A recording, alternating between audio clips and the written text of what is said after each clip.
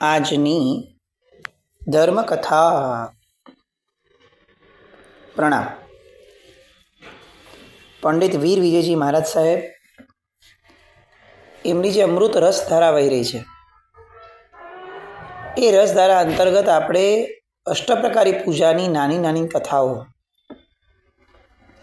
કે જે કથાઓ આપણને તે પૂજાના મહત્વને સમજાવે છે અને તે પૂજા કરનાર આત્માઓ કઈ રીતે તે પૂજાના ભાવો દ્વારા ઉર્ધ્વગતિને પામે છે એ બધી વાતો એ આપણી સમક્ષ મૂકી રહ્યા છે.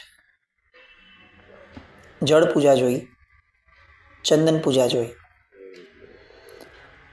જળ પૂજાના પરિપ્રેક્ષની અંદરમાં આપણે વર્તમાન સમયની અંદરનો પણ એક કેટલોક વિચાર કર્યો જે પૂજ્ય પ્રદ્યુમ્ન સુરી મહારાજ સાહેબ તરફથી આયામ મળ્યો હતો. આમ તો આ પ્રાચીન આયામ છે કે ભાઈ ભગવાનને જળ ધરવું એ જળ પૂજા છે. એ પણ અહીંયા એક વસ્તુ ખાસ આપણે ધ્યાનમાં રાખીએ કે કોઈ પણ એક વસ્તુનું જ્યારે મંડણ થાય છે ને ત્યારે એને કોઈ પણ વસ્તુના ખંડણની દિશામાં ન લઈ જવું જોઈએ.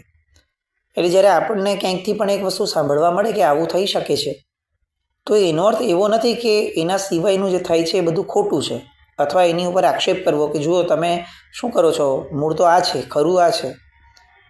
ના, આ જગતની અંદરમાં ખરું એ જ છે કે જેની અંદરમાં કોઈ રાગ અથવા કોઈ દ્વેષ એ સંમિલિત ન થાય. એટલે સત્ય હંમેશા છે ને એ રિલેવન્સ સાથે રહેવાનું, અપેક્ષાએ રહેવાનું. કોઈક વ્યક્તિની અપેક્ષાએ તે સત્ય છે, બીજાની અપેક્ષાએ તે અસત્ય છે. મારું સત્ય એ કોઈકની અપેક્ષાએ અસત્ય છે. આવું આ જગતમાં રહેવાનું જ, કાયમ માટે રહેવાનું. એટલે જળપૂજાનો જ્યારે આપણે અહીંયાથી આ વસ્તુ લીધી કે જળ કુંભ ધરાવવો એ પણ જળપૂજા છે, તો ત્યારે એનો અર્થ એવો નથી થતો કે એના સિવાયની જળ પૂજાઓ પ્રત્યે પ્રશ્ન ઊભો થાય છે. જળકુંભ ઘરેથી જળ લઈ જવું, જે રીતે આપણે બીજી બધી જ પૂજાઓ કરીએ છીએ, નૈવેદ્ય લઈ જઈએ છીએ, પુષ્પ પણ ઘરેથી લઈ જવાની વાતો હતી. મૂળભૂત રીતે ઘરના સુગંધિત ઉગેલા દ્રવ્યો, પુષ્પો એ પ્રભુને ચડાવવાની ધારણા હતી. પુષ્પ પૂજાની વાતો હજી હવે આવશે, પણ વાત આ છે કે ઘરેથી જળ લઈ જવું અને એ જળ કુંભ જે છે એ રસ્તામાં આપણે હારે હોય, આપણે એને લઈને જતા હોય પૂજાની સામગ્રીની જેમ, અને પછીથી એ જળ પ્રભુને, આ અંગ પૂજા નથી, આ અગ્ર પૂજા છે. એટલે એને આપણે ભાવ પૂજાની પૂર્વે એનું સમર્પણ પ્રભુને કરવાનું છે. એટલે આપણે એવું કલ્પી શકીએ કે યા તો ધૂપ દીપક આપણે બેસીને કરવાના હોઈએ તો તે પહેલાં, અને અગર આપણે ધૂપ દીપક ઊભા કરીએ છીએ ભગવાનની પાસે આગળ જઈને તો પછી અક્ષત નૈવેદ્ય વગેરે લઈને બેસીએ તે સમયે. પણ મૂળમાં એ ભાવ પૂજાના ક્રમ પહેલાં આ પૂજા થાય, જળનું સમર્પણ. અને પછીથી શું થાય તો કે જે રીતે આપણે બીજા દ્રવ્યોને યા તો જિનાલયની અંદરમાં રાખી દઈએ છીએ નિર્માલ્ય તરીકે, એવી રીતે આ જળ પણ નિર્માલ્ય તરીકે થાય. આ જળથી ફરી પાછી કોઈ અભિષેક પૂજા ન થાય. આ જળથી બીજી કોઈ પણ વસ્તુમાં આ જળ રીયુઝ ન થઈ શકે, કારણ કે હવે ભગવાનને ચડાવેલું નિર્માલ્ય છે, ભગવાનને ચડાવેલું દ્રવ્ય છે એટલે નિર્માલ્ય થયું આપણી માટે. તો એને કોઈનો પણ પગ ન આવે એ રીતે, અને કોઈ નબળી જગ્યા ન હોય એ રીતે એને પરટવી દેવાય. પણ મૂળમાં આ વિધિઓ જેટલી વધતી જશે, આવી રીતે ભગવાન પાસે આ રીતનું જળ સમર્પણ જેટલું વધતું જશે તેમ તેમ એની વ્યવસ્થાઓ, કારણ કે મૂળમાં તો નૈવેદ્ય પરટવી નથી દેતા આપણે, નૈવેદ્યને આપણે સામાન્ય રીતે દેરાસરના વહીવટ માટે આપી દઈએ છીએ. તો એ રીતે જળનું પણ એ વ્યવસ્થાકરણ થઈ શકે ખરું, પણ એની માટે જળની માત્રા એવી હોવી જોઈએ. એ માત્રા હોતી નથી, એટલે અત્યારે આપણે જળને પરઠવવાવાળી વાતને પકડીને ચાલીએ છીએ. આ જળ પૂજા. હવે આવીએ ચંદન પૂજા પર. મદનાવલીની કથા એ આપણે જોઈ, અને ચંદન પૂજાના અન્વયે આપણે જોયું કે સુગંધિત દ્રવ્યો, સૌથી પહેલું એ સમજીએ કે ક્યાંય પણ આપણે ત્યાં આ કથા દરમિયાનમાં ચંદન પૂજા શબ્દ નથી આવ્યો, સુગંધિત દ્રવ્યો દ્વારા પૂજાની વાત આવી છે. આમ બહુ સામાન્ય ચર્ચાની અપેક્ષાએ વિચાર કરીએ તો કેટલા બધા પ્રાચીન પરમાત્માઓ આપણને પ્રાપ્ત થાય છે. સંપ્રતિ કાળના, ખારવેલ રાજાના, અન્ય ઘણા બધા. આપણે જ્યારે એ પરમાત્માઓને જોઈએ તો આપણને ખ્યાલ આવે છે કે એ પરમાત્માઓ પર એક નાનકડો સ્ક્રેચ પણ નથી હોતો. 2200 વર્ષ પ્રાચીન, એનાથી પણ જૂના પ્રાચીન, 500 વર્ષ પ્રાચીન, આવા ઘણા બધા ભગવાન જમીનમાંથી મળ્યા હોય, કૂવામાંથી મળ્યા હોય, વાવડીમાંથી મળ્યા હોય, આ રીતે જમીનની અંદરમાં હોય ને તેમ છતાં એ જ્યારે બહાર પધારે ત્યારે આપણને એ જે પરમાત્માની કાયા છે એ અતિશય સોહામણી લાગે એવી હોય છે. બીજો પરિપ્રેક્ષ વિચારીએ કે આપણે અત્યારે જે જિનાલયો પરમાત્માઓ બનાવીએ છીએ, નવા ભરાવીએ છીએ, તો એ બધા પરમાત્માઓને 10-15 વર્ષ પછી પણ જોઈશું ને તો પરમાત્માના અંગ ઉપર ખાડા પડેલા દેખાશે. ખાડા થઈ ગયા હશે, એમાં પછી કેસર વગેરે ભરાય, નિગોદ થાય અને પછીથી ધીરે ધીરે ખાડા વધતા જાય. આ એક આખો જે ડિફરન્સ દેખાય છે કે એક બાજુ આપણી નજર સામે છે કે 2,500 વર્ષ પ્રાચીન ભગવાન અને સોહામણી કાયા, એક નાનકડો સ્ક્રેચ પણ નહીં. બીજી બાજુ 15-20 વર્ષ પ્રાચીન ભગવાન અને જુઓ તો કદાચ એવું લાગે કે આ તો ભગવાન બહુ પ્રાચીન થઈ ગયા. આવું કેમ? આપણે ઘણા બધા કારણો આના વિચારતા હોઈએ છીએ. આમ તો જો કે વિચારણા કરવાવાળો વર્ગ જ આ જૈન શાસનમાં અત્યારે મિનિમમ છે, મિનિમમનો મિનિમમ છે. બાકીનાને ફક્ત પોતાની પૂજા સાથે લાગે વળગે છે. મને મારી કેસર પૂજા કે ચંદન પૂજા કરી લેવા દો અને મને છૂટો કરો. પછી તમારી વ્યવસ્થા, તમારું તંત્ર અને તમારા ભગવાન, આ બધું પછી મને મારી પૂજા થઈ જવી જોઈએ. બહુ વિનયપૂર્વક આવું શેર કરવાનું મન થાય કે પૂજાનો અર્થ જ આપણે છે ને કેસર પૂજા કરી રાખ્યો. અને આ કદાચ આપણી સૌથી મોટી ભૂલ થઈ. પુષ્પ પૂજા નથી. કોઈ એમ કે હું આજે જાઉં છું અને પુષ્પ પૂજા કરીશ, પુષ્પ પૂજા કરીને પરમાત્માનો સ્પર્શ કરીને હું આવીશ, તો પછી તો આપણે એમ કહીએ કે ના, પૂજા નથી થઈ તો તારી પૂજા તો અધૂરી છે. પૂજા એટલે શું? તો કે કેસર પૂજા. આવો ઉલ્લેખ ક્યાં મળ્યો આપણને? જે રીતે બીજી બધી પૂજાઓ છે એ રીતે આ પણ એક પૂજા છે, સુગંધિત દ્રવ્યો દ્વારા થતી પૂજા. હવે વાત એ આવે છે કે આપણું ચંદન એ જે રીતે વટાય છે, સામાન્ય રીતે ચંદનના પણ ચિક્કાર પ્રકારો ડુપ્લિકેશનના આધારે આવી ગયા છે. એમાં પણ પાણીનો ભાગ બહુ જ વધારે હોય વાટવાની અંદરમાં.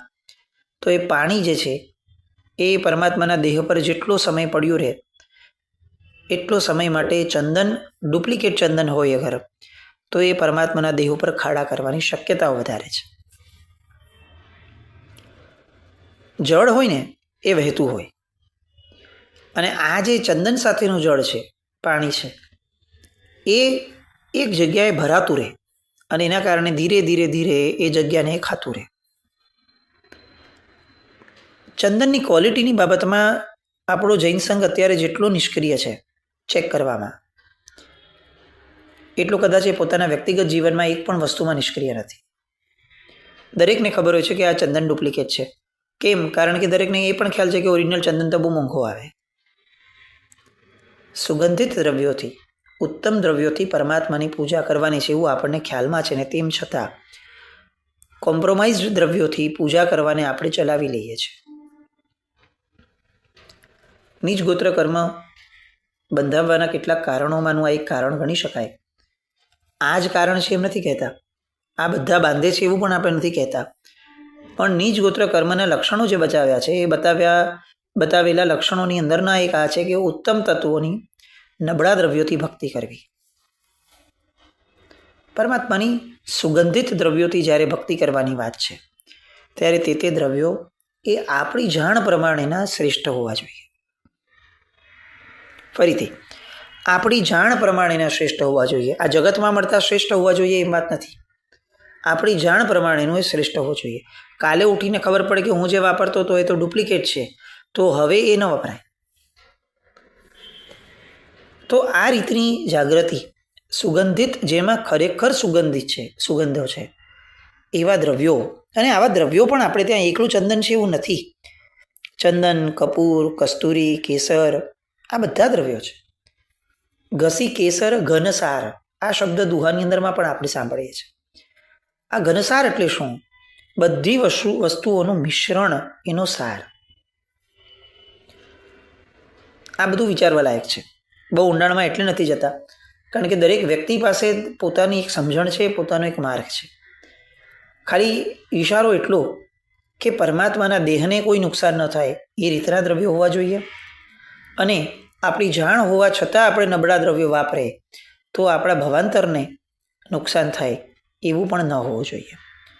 અને નંબર 3, કોઈ પણ વસ્તુનો અતિરેક ન હોવો જોઈએ. એ બધું જ માત્રાની અંદરમાં થાય, અને એમાં પછી કોઈ એવા અલગ અલગ વિચારો, ભાવો એ ન ભેળવવા જોઈએ કે જેની એપ્લિકેબિલિટી પરમાત્માના દેહ માટે નુકસાનકારક છે. કેટલીક વાર આવું થતું હોય કે લોકો લાલ કેસર એકદમ લાલ ઘૂમ વાટી અને પરમાત્માને કરીને એમ કે ભાઈ લાલ વર્ણ જે છે એ સિદ્ધનો છે. એટલે આવું કેવી રીતે થશે? કલ્પનાઓ કરવા માટે આપણે ઘણું બધું કલ્પી શકીએ. કાલે ઉઠીને આપણે કોઈ પીળું દ્રવ્ય લાવશું કે આચાર્યનો છે, સફેદ દ્રવ્ય લાવશું કે અરિહંતનો છે. આ જ વીર વિજયજી મહારાજ સાહેબે બહુ સરસ રીતે આખી સ્નાત્ર પૂજાના હાર્દ સમી એક કડી લખી દીધેલી. સિદ્ધાંતે ભાખ્યાજી હ ઉપકરણ મિલાવે તે હ. જે વસ્તુ શાસ્ત્રીય રીતે સિદ્ધાંતોની હારે સહમત થાય છે એવા જ ઉપકરણો, એવા દ્રવ્યોને જ ઉપકરણો કીધા છે, અને ઉપકરણો દ્વારા જ પ્રભુની પૂજા હોય. તો એ રીતે ચંદન વગેરેની પૂજા દ્વારા આપણે વિચારણા કરવી જોઈએ. અને અહીંયા પેલી એક સમજણ કેળવીએ કે ચંદન પૂજા એટલે મૂળમાં વિલેપન પૂજા છે.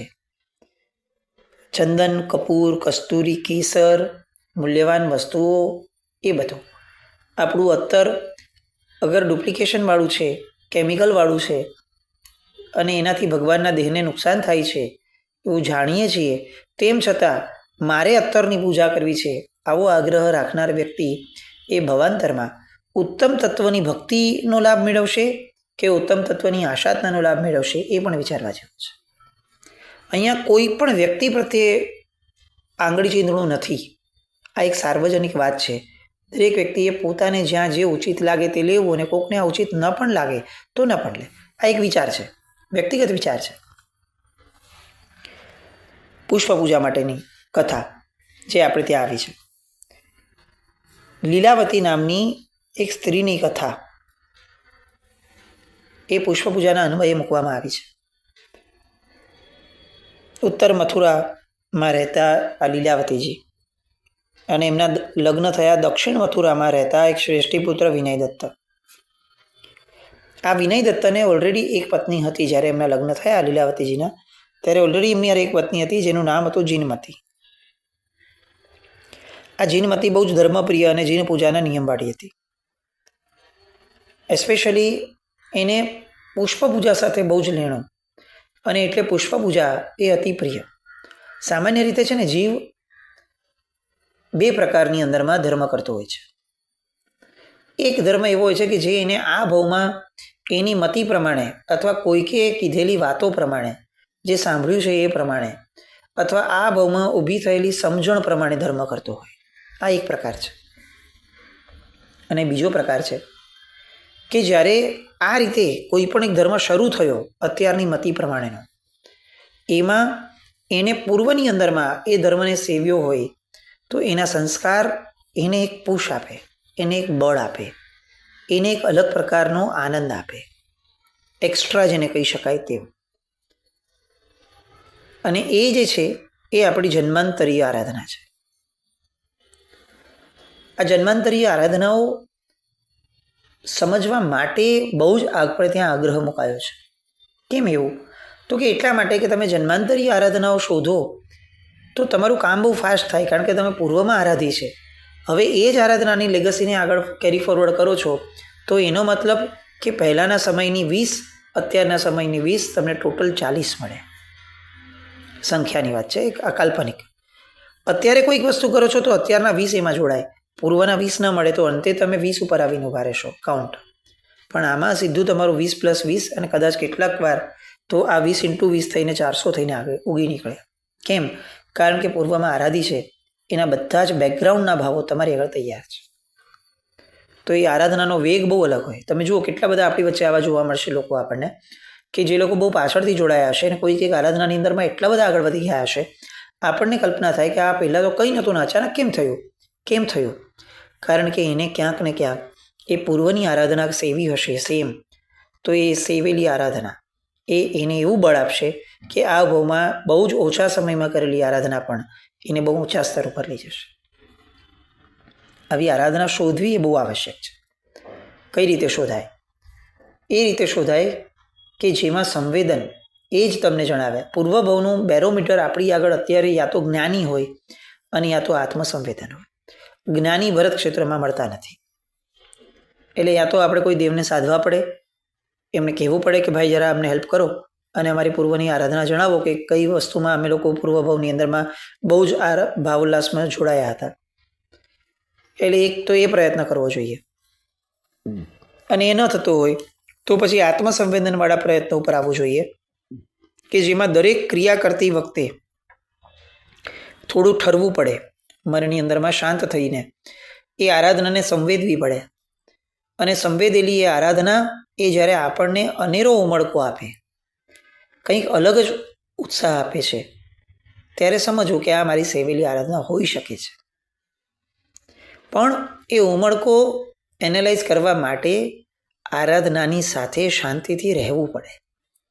આપણે અત્યારે જે રીતે બધી આરાધનાઓ કરીએ છીએ, એક પૂરી ન થાય ત્યાં બીજી તૈયાર હોય, બીજી પૂરી ન થાય ત્યાં ત્રીજી ઊભી હોય, ત્રીજી ચાલતી હોય ત્યાં ચોથીની કલ્પનાઓ ચાલતી હોય, ચોથીની કલ્પનાઓ પૂરી ન થાય ત્યાં સુધીમાં પાંચમી કોઈકની જોઈ હોય એટલે એને કોપી કરવાનું મન થતું હોય. આમાં જન્મંતરી આરાધના તો નહીં જ મળે, પણ આ ભાવની કોઈ આરાધના આવતા ભાવમાં કેરી ફોરવર્ડ થશે કે નહીં એ પણ પ્રશ્ન થશે. આરાધના એ આરાધક ભાવ ઊભો કરવા માટેનું સાધન છે. એ પુણ્યનું સાધન નથી કે હું કરતો રહીશ તો મને પુણ્ય વધતું જશે. અને પુણ્ય પણ દરેક વસ્તુનું તરતમતા સાથે બંધાય. આપણે એને જેટલું ઠરીને કરીએ, આપણે એને જેટલું વિધિવત કરીએ, આપણે એને જેટલું સિદ્ધાંતમાં ભાખ્યું છે એ પ્રમાણે કરીએ, એના આધારે પુણ્ય બંધાય છે. સ્વચ્છંદના આધારે પુણ્યબંધ પણ નથી હોતું. તો અલ્ટિમેટલી તો એવું થાય કે આપણે ઘણું બધું કર્યા છતાં વિચારશું કે બધું છેવટે ચાલો પુણ્યબંધ તો થયો, પણ એ પણ યા તો બહુ મામૂલી, યા તો માયકાંગલો અને યા તો નબળી દિશાવાળા. આ વિચારણીય પ્રશ્નો છે. અહીંયા લીલાવતી એની સાથે જીનમતી જે એની હવે શોક્ય છે પણ બહેનની જેમ એને ગણવા લાગી. એ જીનમતીને પુષ્પ પૂજા એ એની જન્માંતરી આરાધનાની જેમ પ્રાપ્ત થઈ હતી.